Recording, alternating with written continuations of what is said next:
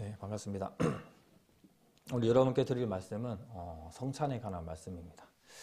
좀 고민을 많이 했거든요. 어떤 말씀을 해야 좀 유익이 있을까, 그리고 준비가 될까, 이런 고민들을 하다가 최근에 성경에 대해서, 기도에 대해서, 세례에 관해서, 그리고 아가서에 대한 사랑에 관해서 말씀을 드리면서 그리스도인의 정체성에 관한 말씀들을 계속 연달아 드리다가 그 가운데 이제 성찬에 대한 부분은 뭐 별거 아니겠지.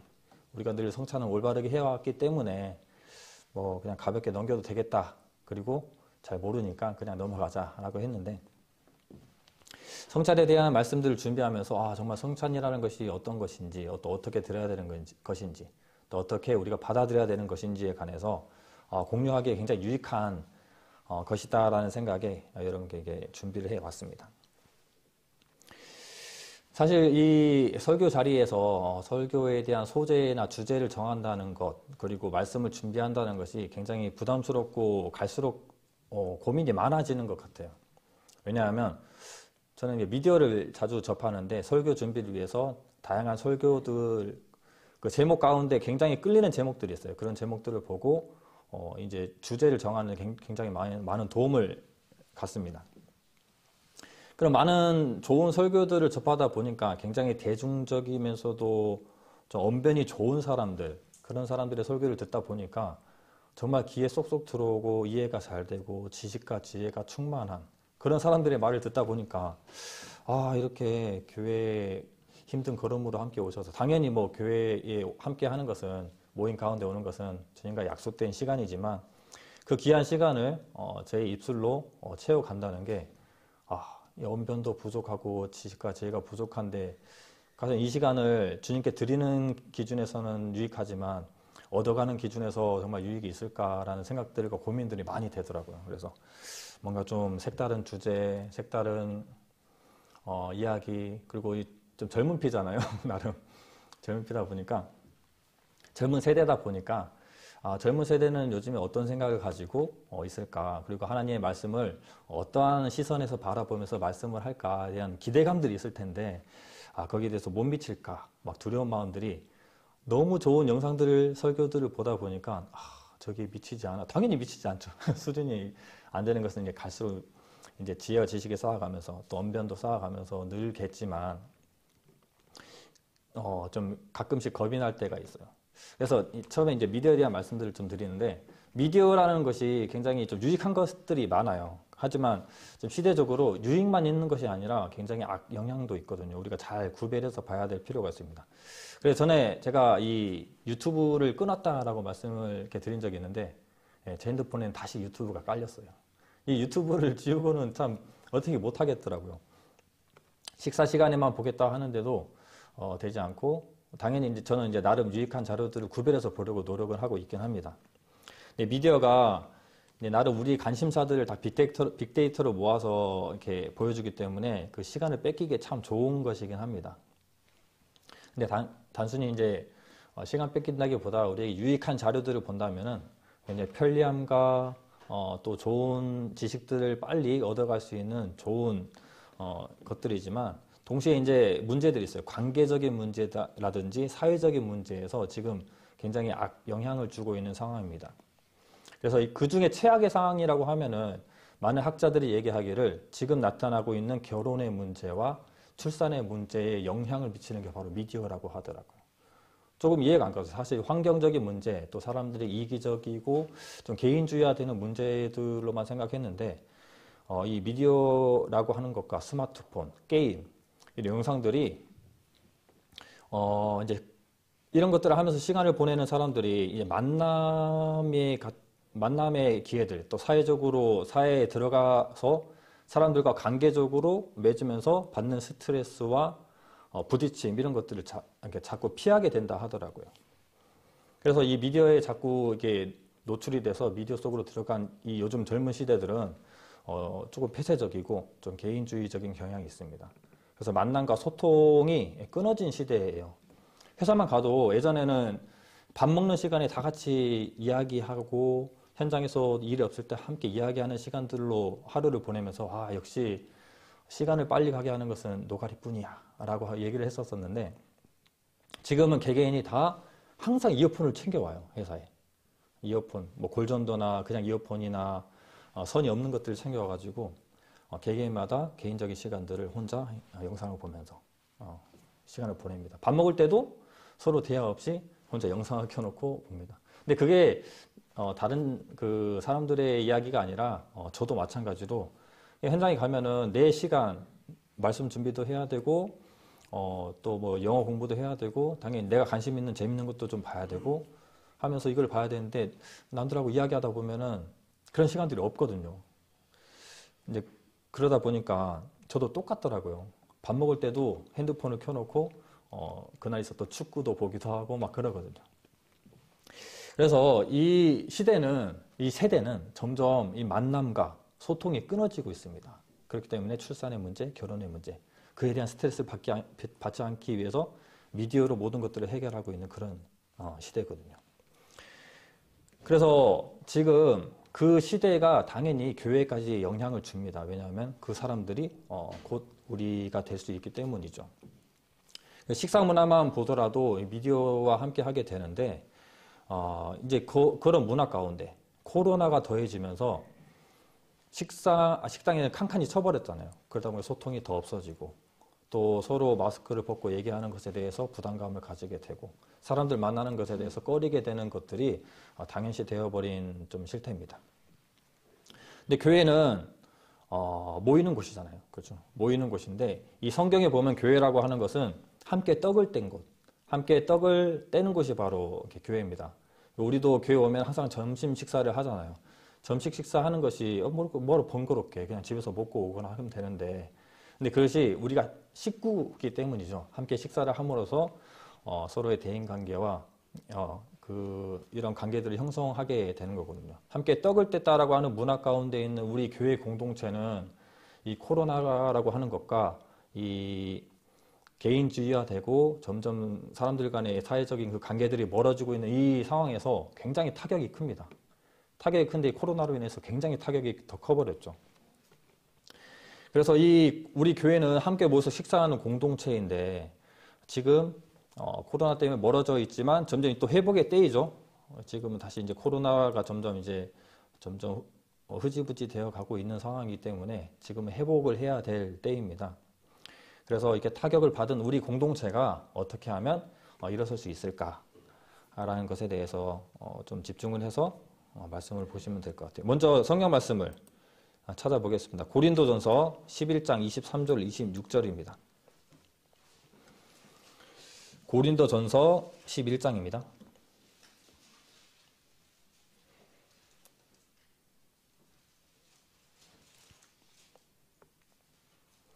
다 함께 읽어보겠습니다. 내가 너희에게 전한 것은 11장 23절로 26절입니다. 내가 너희에게 전한 것은 주께 받은 것이니 곧 주 예수께서 잡히시던 밤에 떡을 가지사 축사하시고 떼어 가라사대 이것은 너희를 위하는 내 몸이니 이것을 행하여 나를 기념하라 하시고 식후에 또한 이와 같이 잔을 가지시고 가라사대 이 잔은 내 피로 세운 새 언약이니 이것을 행하여 마실 때마다 나를 기념하라 하셨으니 너희가 이 떡을 먹으며 이 잔을 마실 때마다 주의 죽으심을 오실 때까지 전하는 것이니라. 전에 성찬을 할 때 이 말씀들은 단순히 이것은 예수님의 몸이고 예수님의 피이고 그렇지라고 하고 끝났었는데 말씀을 위에서부터 밑에까지 쭉 보고 앞장과 뒷장까지 다 살펴보니까 이 말씀에 관해서 제가 세 가지로 좀 요약을 할 수 있었는데 먼저는 환대와 감사의 의미를 가집니다. 그리고 두 번째로 기념하라, 기억하라. 이것은 우리가 굉장히 많이 알고 있는 내용이죠. 그리고 세 번째, 오실 때까지 전하라 라는 내용입니다. 그래서 먼저 환대와 감사에 대해서 말씀을 드리면 성찬은 우리는 만찬식이라고 하잖아요. 근데 성찬이라고 하는 것은 각 시대마다 각 또 나라마다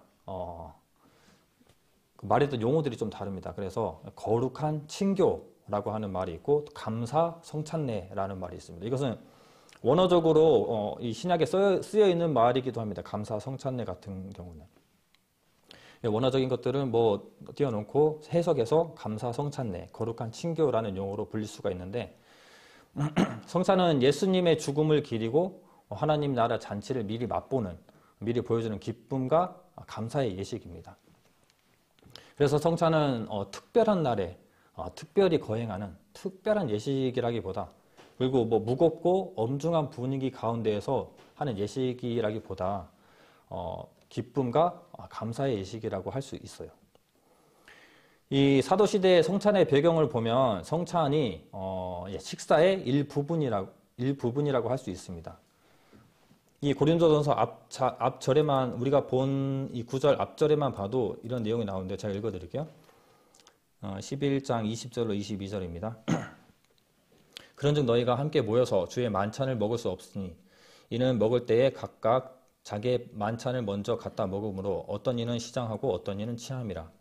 너희가 먹고 마실 집이 없느냐? 너희가 하나님의 교회를 업신여기고 빈궁한 자들을 부끄럽게 하느냐? 내가 너희에게 무슨 말을 하랴? 너희를 칭찬하랴? 이것으로 칭찬하지 않노라. 네, 고린도전서의 내용을 보면 이들의 분쟁이 일어난 일에 대해서 좀 바로잡아 주기 위한 말씀들이 많습니다. 그러다 보니 이 앞장과 그 뒷장까지 보면은 그들이 먹는 식사 문화에서 발생되는 그들의 분쟁의 일을 바로잡고 있는 내용인데요. 여기서 보면은 그 문제점에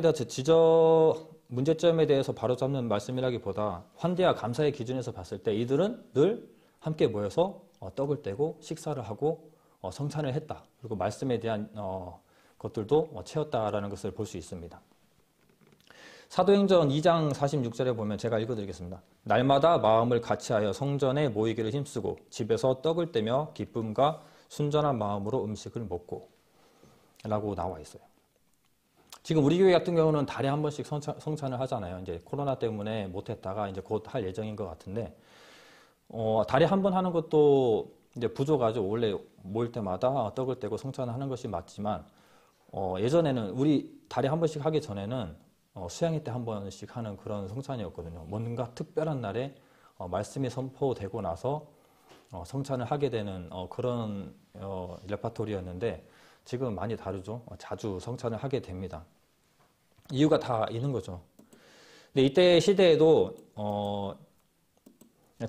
책을 하나 보면은 책 1세기 그리스도인의 하루 이야기라는 책이 있어요. 이 책에 보면 굉장히 짧은 책인데 그때의 사회적인 배경을 바탕으로 그리스도인이 어떻게 모였는지, 그리스도인의 하루 일과가 어떻게 되는지를 써놓은 책입니다.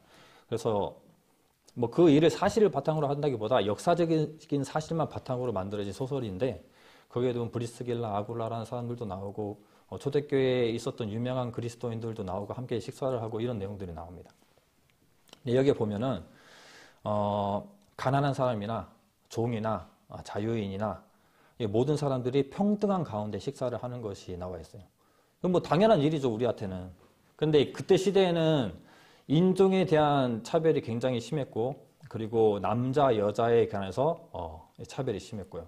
그리고 종과 주인에 대한 그 벽은 굉장히 높았습니다. 그래서 이 책에 보면 이 주인공이 목욕탕에 갔을 때 이 목욕탕에 남자들이 막 이야기하는 내용들이 나오는데 그 아내를 정말 가볍게 취급하고 종이나 이런 사람들을 성놀이개로 생각하는 그때의 사회적인 분위기가 그랬어요. 특히나 남자들은 남자만의 세계에 있을 때 또 그런 것에 대해서 더 유난히 과시하는 것들이 있습니다. 군대 가면은 남자들은 남성성에 대한 것들을 많이 과시하고 남자 목욕탕도 마찬가지로 남성성에 대한 것들을 강조하다 보니까 정말 죄가 많이 있었던 곳이 이 목욕탕이죠. 근데 이 사람은 차별되는 마음으로 이제 임하는 이야기가 나오게 되면서 식사 자리에서 종이 식사를 먼저 초대해 주는 것이 차려주고 주인 식구가 먹고 나서 종이 먹게 되어 있는데 함께 음식을 차리고 함께 음식을 차리고 함께 음식을 먹는 이야기가 나옵니다. 그리고 그들 그리스도인이 모였을 때 정말 부유한 사람이나 또 가지지 못한 사람이나 그리고 종이나 주인이나 할 것 없이 다 같이 귀한 음식을 내놓고 함께 준비하고 함께 음식을 맛보고 귀한 자리도 더 낮은 사람에게 내어주고 이런 이야기들이 나오게 되는데 뭐 이때 사회적인 분위기를 우리가 뭐 체험한 적이 없기 때문에 이 책을 통해서 우리가 참고할 수 있는 겁니다. 근데 이런 분위기 속에서 사람들이 모여서 예배를 드리는데 이 고린도 교회 같은 경우는 이러한 그 식사 문화가 많이 퇴색되어 버린 거죠. 사람들이 귀한 음식, 부유한 사람들은 맛 좋고 좋은 음식들을 가지고 오겠죠. 그리고 종이나 좀 빈궁한 사람들은 좀 부족한 음식들을 가지고 올 것이고, 그리고 함께 식사를 해야 되는데 아무래도 여유 있는 사람들이 먼저 와서 먼저 모여 있고, 아무래도 여유 없는 사람들이 좀 늦게 와서 좀 부족한 음식으로 진행을 하겠죠. 그러다 보니까 먼저 온 이 부자나 권위 있는 사람들이나 이런 주인의 사람들이 먼저 먹고 떡을 떼고 잔을 마시고 하다 보니까 먼저 마셔버리고 취해버리고 아주 식사 문화가 엉망이 되어버린 거예요. 뒤늦게 왔던 가난하고 빈궁하고 종된 사람들은 부족한 음식으로 하다 보니까 거기에 대해서 이제 기분도 상해버리고 빈부의 차이가 느껴버린 겁니다. 근데 이것에 대해서 이제 지적을 하고 있는 내용인데, 여하튼 이렇게 술이 있었다는 것, 그들이 함께 늘 자주 모였고 모이면 식사를 했고 성찬을 했고, 이 식사라고 하는 것의 일부분이 바로 성찬이었다라고 하는 것이 우리가 알 수가 있는 겁니다. 근데 예수님의 사역에서도 식사라고 하는 것들은 굉장히 자주 나오거든요. 예수님은 가난한 사람이나 병든 사람이나 늘 언제나 함께하는 것들이 좋았습니다. 제자들 보기에도 굉장히 좋았고, 이 예수님은 메시아가 될 분이야. 확실히 병 고치는 능력도 있고, 가난한 사람들을 수많은 사람 누워놓고 능력으로 먹이시는 것들도 굉장히 능력이 있어. 이분은 메시아야 라고 했지만, 이 제자들에게 있어서 식사 문제에서 가끔 노심초사하는 경우들이 생깁니다. 무엇이냐면 예수님이 세리들과 식사를 하는 내용이거든요.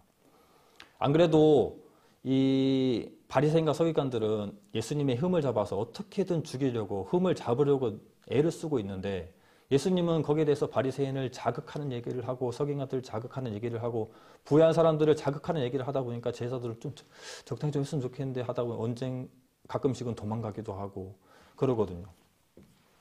근데 굳이 식사를 하는데 레위를 부릅니다. 누가복음 한번 찾아볼게요. 누가복음 5장 28절로 30절 말씀.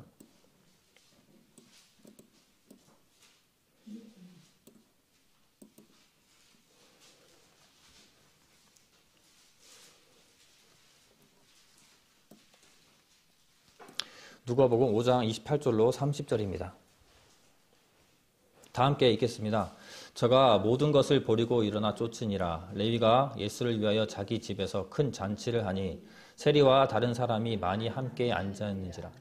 바리새인과 저희 서기관들이 그 제자들이 비방하여 가로되 너희가 어찌하여 세리와 죄인과 함께 먹고 마시느냐. 굳이 식사를 하는데 세리인 레위를 불러서 함께 식사를 하는데 그 중에 많은 세리들이 함께 식사를 하게 됩니다. 그러니까 우리 보기에 정말 사회적으로 악당들이죠. 매국노 같은 사람들.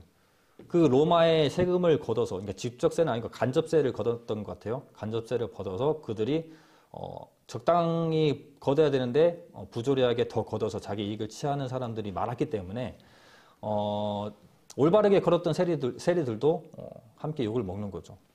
아무튼 세리들은 늘 그러한 부분에 대해서 자기들이 잘못된 가운데 있는 것들을 알았던 것 같아요. 아무튼 욕먹는 직업이었어요. 그러니까 우리가 생각했을 때는 정치적으로 반대 성향에 되는 사람들 중에 으뜸이 되는 사람들과 주님께서 함께 식사를 한다고 생각하면 너무 용납이 안 되잖아요. 어떻게 저런 나쁜 사람들과 밥을 먹을 수가 있지? 그렇게 생각이 되는데, 여기서 세리 레위는 알고 있죠. 마태라고 하는 사람입니다. 마태라고 하는 사람인데 이 사람들과 식사를 하는 모습을 보면서 이 주변의 그 바리새인들이 보면서 수군거리는 거죠. 왜 죄인과 함께 먹고 마시느냐라고 얘기를 하자 이 유명한 말이 나오죠. 예수께서 대답하여 가라사대 건강한 자에게는 의원이 쓸데없고 병든 자에게 알아야 쓸데있나니 내가 의인을 부르러 온 것이 아니요 죄인을 불러 회개시키러 왔노라 라는 말씀을 합니다. 이 세리하고 식사는 여기에서 그치는 것이 아니에요. 그 이후에 보면 세리 장과 또 식사를 합니다. 누구죠? 삭개오입니다. 누가복음 19장 5절로 6절 말씀 한번 읽어볼게요. 누가복음 19장 5절로 6절 말씀.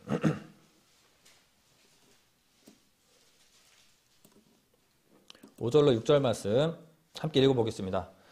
예수께서 그곳에 이르사 우러러 보시고 이르시되 삭개오야 속히 내려오라 내가 오늘 내 집에 유하여야 하겠다 하시니 급히 내려와 즐거워하며 영접하거늘. 네, 삭개오도 마찬가지로 부자이고 세리장이었어요. 키가 작았던 모양이에요. 그래서 예수님께서 오셨는데 그 예수님 보고 싶었어요. 그래서 뽕나무, 번역을 하면 돌감람나무 위에 올라갔습니다. 그 마음을 아셨어요, 예수님께서는. 그래서 삭개오 쪽으로 가서 삭개오에게 내려오라, 삭개오야 라고 얘기하니 삭개오는 내려오라 삭개오야 너희 집에 쉬어가겠다 라고 하니 삭개오는 굉장히 기뻐하죠. 기뻐함으로 예수님을 이렇게 초대합니다. 그래서 이 사람들이 또 여기서 수근거리는 이야기가 나와요. 사람들이 예수님이 죄인의 집에 유하러 들어갔다라고 수근거렸다라는 얘기가 나옵니다. 그런데 이 세리장인 삭개오는 오히려 바리새인과 또 부자 청년의 이야기가 또 앞에 나오거든요. 그런 사람들과 굉장히 달랐던 것을 보여줍니다. 바로 자신의 재물을 절반을 가난한 사람들에게 나눠주겠다는 스스로 그렇게 자처하는 이야기가 있게 돼요. 그래서 이 이야기를 보면은 부자 청년이나 바리새인들은 갖추지 못한 게 있었어요. 굉장히 의롭게 살았고 바리새인은 좀 가난했지만 의로움으로는 사람들에게 굉장히 떳떳하고 어깨 펴고 다니는 사람들이었죠. 그리고 예수님이 왔을 때 오히려 예수님을 만날 수 있는 사람, 그 시대에 정말 하나님의 사람으로 와서 그들을 반길 수 있는 사람, 자기 의롭기 때문에 우리를 반길 것이다. 부자 청년도 나는 많이 가졌지만 또 의롭기까지 하니까 엄친하죠, 완전히. 나는 그분께 나가면 칭찬받을 거야. 바리새인들도 칭찬받기를 원하고 인정받기를 원했겠지만 오히려 계속 질책만 당하는 이야기가 있게 돼요. 부자 청년 같은 경우는 다 가지면서도 이 죄도 범하지 않는 게 아니라 의로운 이런 모습들을 내게 걸었지만 네 가진 것을 다 나눠주라고 하니까 근심하면서 돌아가게 되는 이야기가 나오잖아요. 때문에 이 부자나 많이 가진 사람들이 가지지 못했던 것이 이 삭개오는 있었어요. 삭개오 같은 경우는 많이 가졌지만 마음이 굉장히 가난했던 사람입니다. 그들 스스로 하는 일에 대해서 부끄러움을 가졌던 사람이에요. 세리이고 세리장이었기 때문에. 이러한 마음이 가난한 사람들을 찾아가시는 거죠. 그래서 여기서 말씀드리고 싶은 것은 예수님께서는 물론 삭개오가 초대를 했지만 그 초대에 대해서 먼저 초대하는 것은 예수님이잖아요. 예수님의 식탁으로 초대를 하신 예수님은 부자나 종이나 자유인이나 이런 거 상관없이 마음이 준비된 모든 사람들을 다 초대하시는 것이 바로 예수님의 식탁에 허락된 사람들입니다. 그래서 우리가 이 시대를 이 삭개오에 있었던 시기를 보면은 예수님께서 예루살렘에 입성하시는 거예요. 곧 죽음을 맞이하시러 가는 그 길이거든요. 삭개오 같은 경우는 예수님을 다시도 만날 수 없고 그 식당에서 다시 한번 식사를 할 수 없는 그런 마지막 기회입니다. 거기서 그 생이 굉장히 전환되어 버리죠. 구원의 얘기가 나오거든요. 우리도 마찬가지입니다. 예수님의 식탁에 초대받은 사람들입니다. 그래서 그 식사가 구원이라는 기쁨과 감사로 이루어진 것이죠. 그래서 이 식사라고 하는 것은 굉장히 기쁨과 감사, 환대와 초대하는 이야기에서 시작이 됩니다. 그래서 함께 먹고 마셨다라고 하는 것은 환대하고 초대하는 일이 있었고 그 환대하고 초대하는 모든 차별 없는 모든 사람들은 그 자리에 함께 할 수 있었고 거기서 감사의 식사를 할 수 있었다. 그리고 모든 사람들이 그 자리에 초대될 자격들이 있다라고 말씀을 드리고 싶어요. 두 번째, 기념하라, 기억하라라고 하는 내용입니다.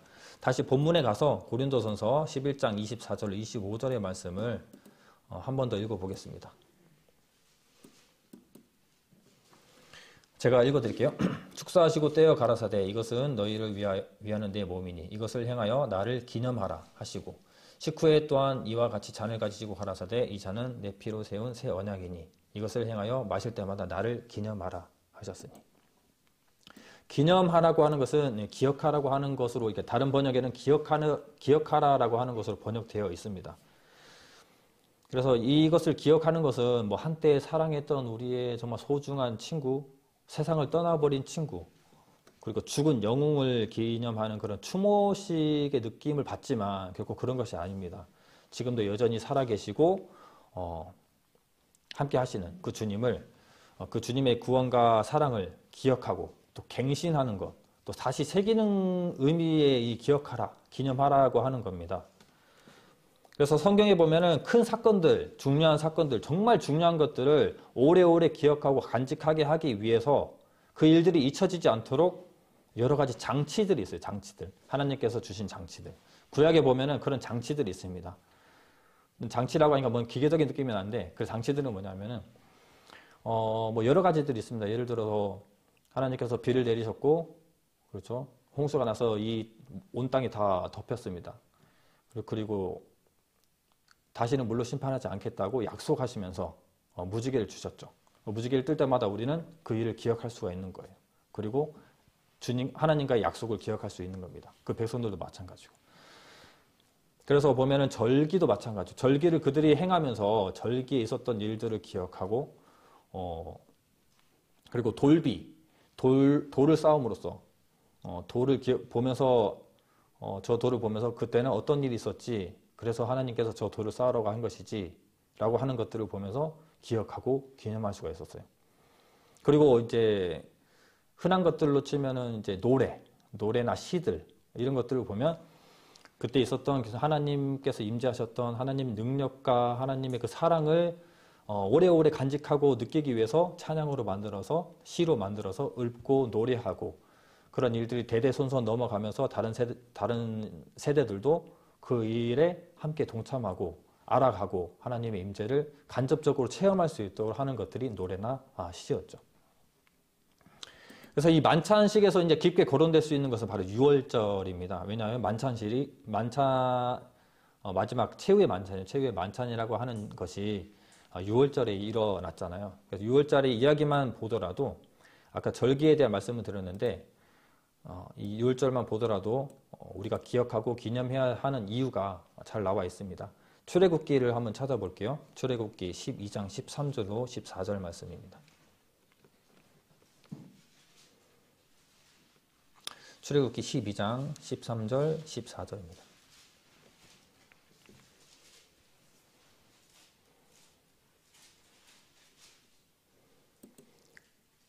다 함께 읽어보겠습니다. 내가 애굽 땅을 칠 때에 그 피가 너희의 거하는 집에 있어서 너희를 위하여 표적이 될지라. 내가 피를 볼 때에 너희를 넘어가리니 재앙이 너희에게 내려 멸하지 아니하리라. 너희는 이 날을 기념하여 여호와의 절기를 삼아 영원한 규례로 대대에 지킬지니라. 네, 이 날을 기념하라고 되어 있습니다. 뭐 다 아시겠지만 혹시나 영상을 보시는 분들 가운데서 이 이야기를 모르시는 분들을 위해서 간략하게 말씀드리면 애굽의 바로가 이스라엘 백성들을 놓아주지 않기 때문에 10가지의 재앙을 겪게 됩니다. 그 중에 마지막 재앙인 장자가 죽게 되는 재앙이 있었죠. 근데 그 장자가 살 수 있는 방법을 이스라엘 백성들에게 알려주기를 양을 잡아서 그 피를 문 임방과 좌우 설주에 바르면 죽음의 사자가 그 길을 가다가 이 집은 피를 발랐구나 라는 것을 보고 넘어가게 돼. 그 죽음을 넘어가게 되는 것이 바로 이 유월절입니다. 그래서 이 죽음으로부터의 구원 그리고 애굽으로부터의 구원 이러한 일들을 겪게 되면서 이들이 이 일을 체험하고 체험했던 것들을 기억하기 위해서 유월절이라고 하는 것들을 지내게 되는데 그 이후에 왜 이것을 지키느냐, 이 절기를 하는 이유가 무엇이냐라고 하는 것에 대한 내용이 26절, 27절에 나옵니다. 이후에 너희 자녀가 묻기를 이 예식이 무슨 뜻이냐 하거든 너희는 이르기를 이는 여호와의 유월절 제사라. 여호와께서 애굽 사람을 치실 때 애굽에 있는 이스라엘 자손의 집을 너무사 우리 집을 구원하셨느니라 하라 하매 백성이 머리 숙여 경배하니라. 이 식사라고 하는 자리는 함께 대화하는 자리입니다. 뭐 지금이야 많이 이런 문화들도 많이 퇴색되어 있는 상황이지만 그들은 절기 때마다 함께 가족과 함께 모여서 유교병을 먹고 쓴 나물을 먹고 유월절 어린 양을 잡아 먹었어요. 그러면서 쓴 나물을 먹는 이유는 뭐예요? 아버지라고 물어보면 아버지가 얘기해 주겠죠. 우리가 애굽에서 있었던 그 고난들을 얘기하는 거야. 그리고 이 어린 양을 왜 먹는 거예요? 그날 이런 일이 있었어. 그래서 이 피를 바르면은 죽음의 사자만 넘어간대. 이것은 구원을 얘기하는 거야. 라고 얘기하겠죠. 이러한 가르침들은 대대손손 넘어가면서 기억되고 기념되게 됩니다. 있었던 사실이기 때문에. 그리고 굉장히 큰 의미 있는 날이기 때문에. 그래서 가족과의 식사는 언제나 대화로 가득 차고 이 가르침과 정보의 공유가 있었던 시간이죠. 굉장히 중요합니다. 그래서 이 유월절 밤에 예수께서 잡히시던 밤에 제자들을 불러 모으시고 떡과 포도주를 나눠 주시면서 한 마리의 어린 양을 잡아야 할 유월절에 그 절기를 예수님이 그날 잡히시고 피 흘려 돌아가심으로써 유월절이라고 하는 절기를 그들이 행했다기보다 완전히 이루셨죠. 예수님께서 한 마리의 어린 양으로 돌아가셨습니다. 그래서 이 유월절 절기로 본다면은 그날 한 마리의 어린 양으로 잡혀야 할 이 어린 양이 잡힌 게 아니고 예수님께서 피 흘려 돌아가셨고 그리고 사흘 후에 부활하셔서 초실절의 열매가 되셨어요. 처음 부활의 열매가 되셨습니다. 절기대로 이루어진 것이죠. 그리고 50일째 오순절에 승천하시면서 성령을 선물로 주셨습니다. 절기를 지키고 있는 이 이스라엘 백성들에게 절기를 이루신 예수님은 복음 그 자체예요. 구원 그 자체입니다. 하지만 눈이 멀어서 아직 보지 못하는 것일 뿐이죠. 그래서 기억하고 기념하라는 것은 이것이 결국 너희들에게 구원이 되고 복음이 되는 거야 라고 말하지만 그들이 아직 눈이 뜨어지지 않아서 그 사실들을 이해하지 못하고 인지하지 못하고 있는 것이 굉장히 안타깝습니다. 그리고 한 가지 더 말씀드리면 돌비에 관한 이야기입니다. 돌비에 관한 이야기는 여호수아서로 가야 되는데요. 여호수아서 3장 15절로 17절 말씀을 한번 찾아볼게요. 여호수아서 3장 15절로 17절 말씀.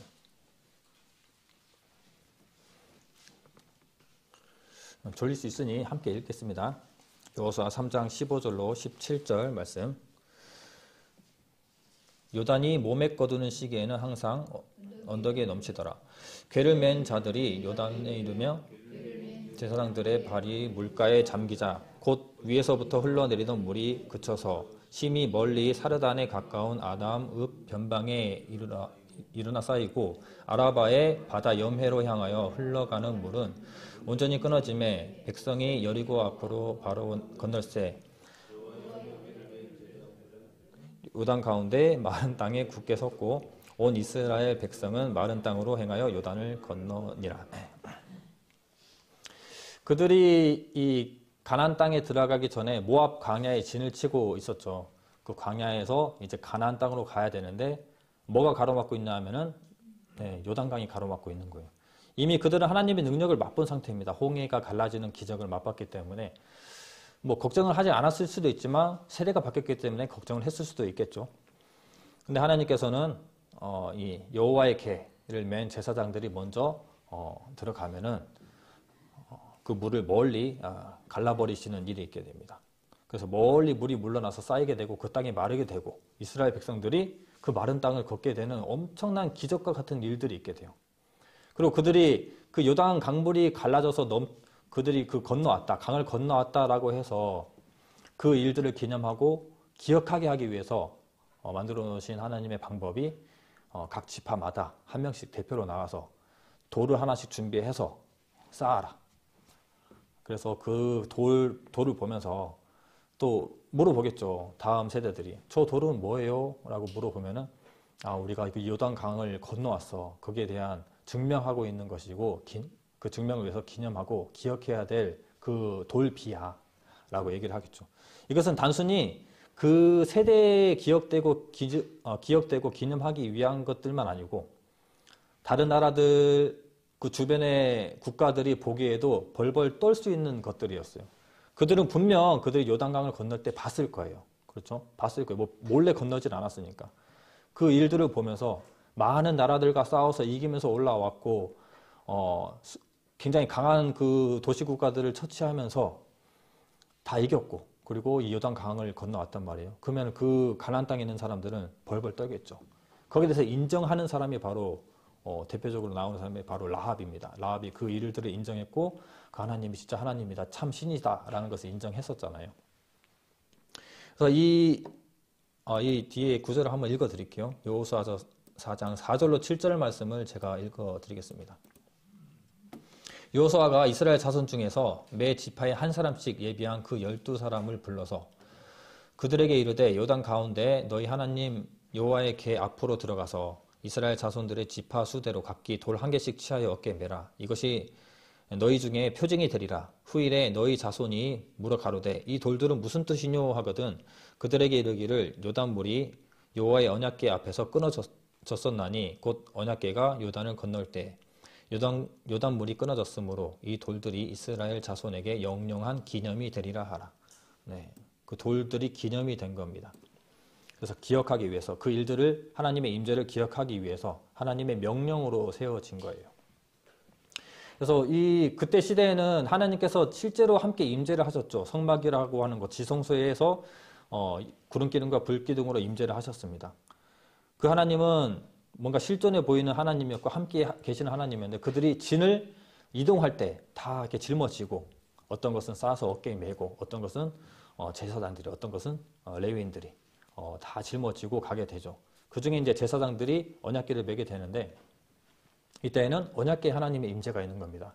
때문에 언약궤가 요단 강물에 서서 있을 때까지 계속 물이 벽을 이루고 있었던 거예요. 저 멀리 가서 쌓여 있던 거죠.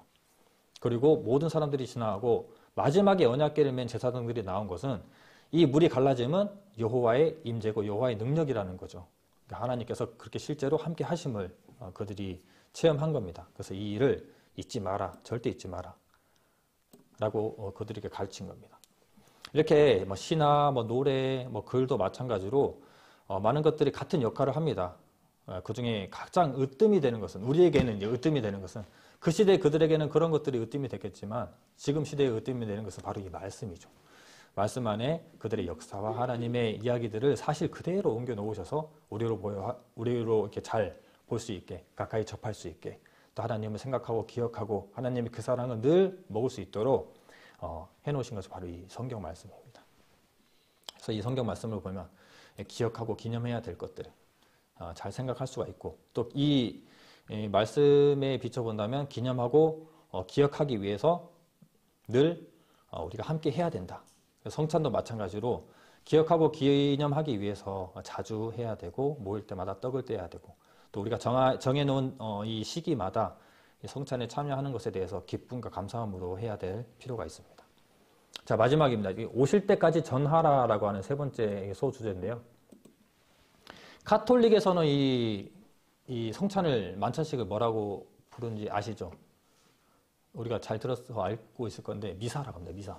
그래서 미사라고 하는 예배는 중세교회 때 성찬 용어예요. 그래서 이 미사라고 하는 건데 사실 우리로 듣기에는 굉장히 부담이라기보다 거부감이 있는 그런 용어들이죠. 왜냐하면 카톨릭은 우리랑 좀 이렇게 다르잖아요. 그런데 이때 미사라고 하는 용어가 굉장히 좀 나쁘지 않고 좀 좋은 의미로 해석이 되는 것은 그때 그들이 미사를 마치고 나가서 복음을 전합시다 라고 하는 의미에서 바로 미사라고 이렇게 불렸다라고 하더라고요. 때문에 이 성찬을 하면서 주님의 말씀과 주님의 그 죽으심과 부활하심을 기억하고 기념하면서 우리 이거 전하러 나갑시다 라고 하는 원동력이 됐던 거죠. 이 고린도전서 다시 본문으로 가서 제가 읽어드리겠습니다. 11장 26절에 보면 너희가 이 떡을 먹으며 이 잔을 마실 때마다 뭐라고 되어 있냐면 주의 죽으심을 오실 때까지 전하는 것이다 라고 되어 있어요. 이게 그냥 나와 있는데 저는 그동안에 이 말씀을 못 봤지만 이제 눈에 들어오더라고요. 단순히 잔과 떡을 떼는 것이 아니구나. 이것을 하면서 우리가 기억하고 기념해야 될 것들 그리고 우리가 행동해야 될 것들은 바로 그의 죽으심을 오실 때까지 전하는 것이구나 라는 것을 아주 명확하게 적어놨더라고요. 그래서 만찬식을 할 때마다 복음을 전하라고 우리가 해야 할 일을 분명하게 말해주고 있습니다. 이 가르침은 바울이 정한 것이 아니에요. 예수님께서 제자들에게 하신 명령입니다. 그래서 예수님께서 제자들과 함께 떡을 뗐던 실제 그 만찬의 구절로 가보면은 요한복음 15장 26절, 27절 한번 찾아볼게요.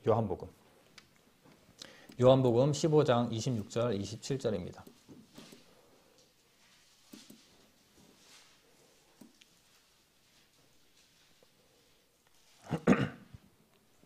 요한복음 15장 26절, 27절 다 함께 읽겠습니다. 내가 아버지께로서 너희에게 보낼 보혜사 곧 아버지께로서 나오시는 진리의 성령이 오실 때 그가 나를 증거하실 것이요 너희도 처음부터 나와 함께 있었으므로 증거하느니라. 네. 최후의 만찬 그 마지막에 있었던 명령입니다. 제가 좀 현대인의 성경으로 읽어드리면 내가 너희에게 보낼 보호자는 아버지에게서 오는 진리의 성령님이시다. 그분이 오시면 나를 증거하시겠지만 너희도 처음부터 나와 함께 있었으니 나를 증거해야 한다라는 가르침을 주십니다. 우리가 최후의 만찬이라고 하면 그 구절을 읽으신 분들은 아시겠지만 그 구절은 떡과 포도주만 떼는 장면으로 그리고 가룟 유다가 배반하는 장면으로 끝나는 단순한 이야기가 아니에요. 이것은 유월절 저녁 식사였습니다. 식사에는 늘 대화가 있었죠. 가르침이 있었습니다. 그 가운데 예수님께서는 굉장히 많은 내용의 가르침을 주시는 게 바로 유월절 식사, 이 마지막 최후의 만찬입니다. 그래서 식사에 초대받은 제자들, 그들은 다른 때와 마찬가지로 예수님의 품에 기대어 있었던 제자들도 있고 성경에 나와 있기를 그러고 보면 평상시와 같이 친근하고 사랑이 넘쳤던 그런 기쁨의 식사 자리였었던 것을 볼 수가 있어요. 하지만 우리는 그 결론을 알고 있잖아요. 예수님께서 어떻게 되시는지. 하지만 제자들은 모릅니다. 그래서 우리의 시선으로 봤을 때 배반의 일과 배신의 일 그리고 뭔가 어둡고 무거운 분위기 속에서 이 만찬을 읽기 때문에 뭔가 암울하고 뭔가 좀 무거운 무게감을 느끼게 되거든요.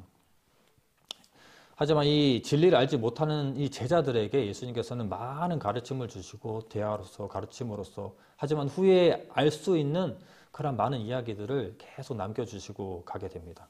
사랑으로 말이죠. 그래서 이 만찬에서 우리가 정말 집중해야 될 한 가지는 바로 사랑이에요. 사랑. 이 만찬의 대화 중에 정말 수도 없이 자주 등장하는 것이 서로 사랑하라, 서로 사랑하라, 서로 사랑하라 라고 얘기하더라고요. 한번 읽어보겠습니다. 요한복음 13장 34절로 35절.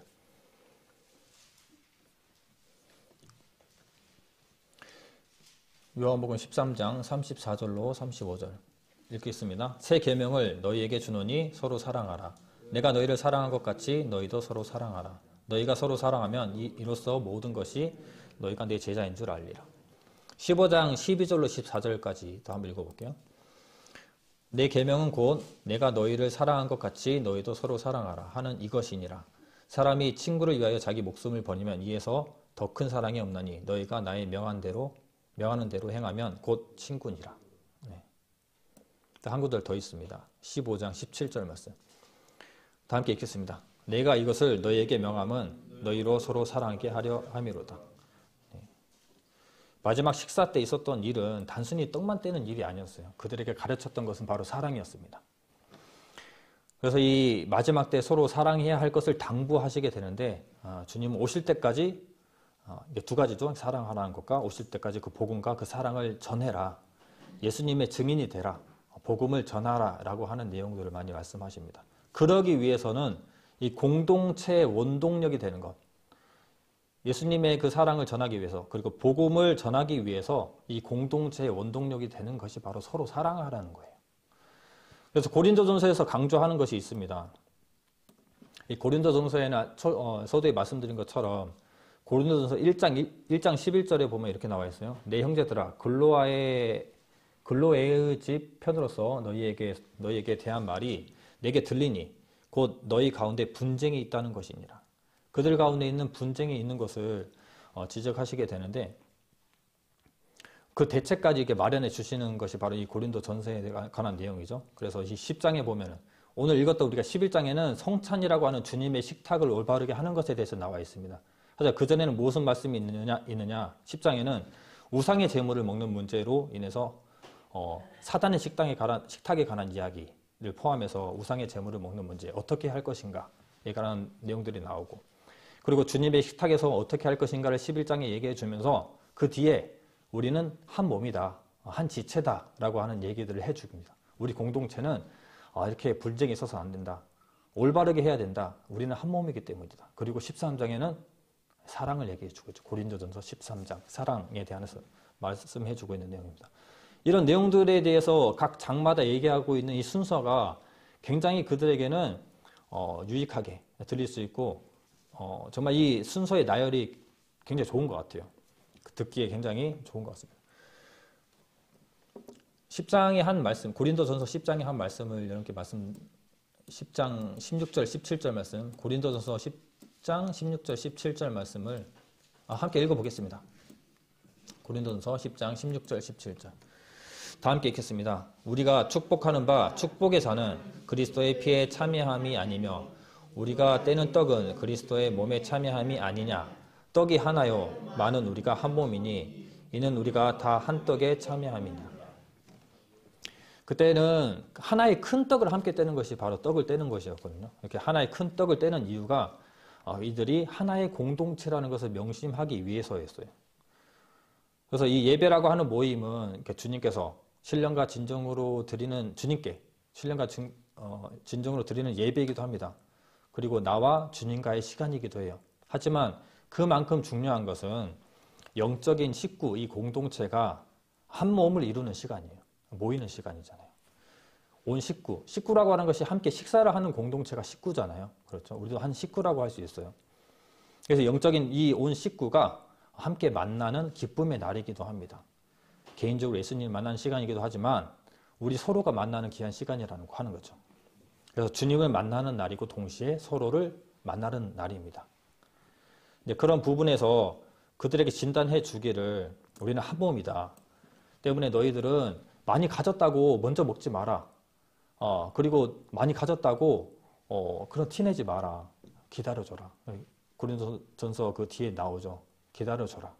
라고 하는 얘기들이 나옵니다. 그 기다리라고 하는 것은 분명 시간적으로도 기다려주라고 하는 것이겠지만 여러 부분에서 이해하고 배려하고 희생을 하라는 거죠. 그래서 이 결론적으로 봤을 때 공동체적 의미에서 봤을 때 이 성찬이라고 하는 것이 하나의 빵을 떼는 것처럼 우리는 하나다. 그러니까 서로를 기다려주는 것처럼 그 물질적이나 영적이나 믿음 이런 문제들에 대해서 모든 면에서 기다려주면서 서로를 이해하고 배려하고 희생하고 화해함으로써 함께 가야 된다라는 것을 강조하고 있어요. 사명적으로 봤을 때 이 성찬이라고 하는 것은 우리가 우리의 죽으심과 부활하심을 기억하고 그 사실을 나가서 전하자는 거죠. 세상에 가난하고 불쌍한 영혼들 구분 없이 있는 자나 없는 자나 큰 자나 작은 자나 구분 없이 모두를 환대하고 초대하는 일이 있어야 되고 그런 영혼들을 주님의 식탁으로 불러 모아야 됩니다. 그래서 한마디로 얘기해 보면은 우리는 성찬을 함으로써 기억하고 기념해야 되고 그 기억하고 기념한 그 느낌으로 나가서 전해야 되고 누구에게 전해야 되느냐? 가진 자나 가지지 못한 자나 모든 사람들에게 환대하고 초대해야 되는 일들이 있어야 되는 것이 바로 성찬이 주는 결론입니다.